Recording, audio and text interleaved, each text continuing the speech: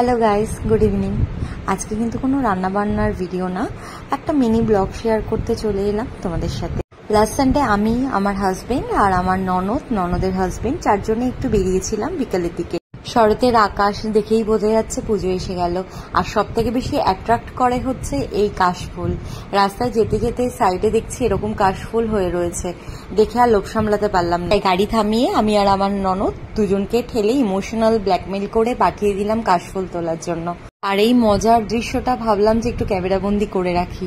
প্রায় অনেক তোড়জোড় করেই দুজনে মিলে কিছু কাশফুল আমাদের জন্য তুলে এনেছিল।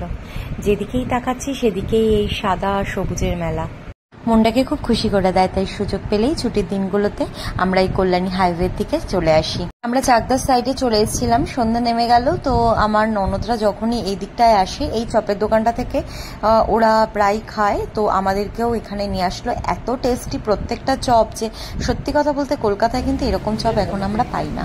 তারপরে চা খেলাম, খেয়ে আমরা বাড়ি ফিরে আসলাম। খুব রিফ্রেশিং আর মজার কেটেছিল উইকেন্ডটা। ভিডিওটা কেমন লাগলো সেটা অবশ্যই আমাকে লাইক বা কমেন্ট করে জানিও। যদি ভালো লেগে থাকে তাহলে ভবিষ্যতে আমি তোমাদের সাথে এই ধরনের কিছু ভিডিও শেয়ার করতে পারবো। Thank you.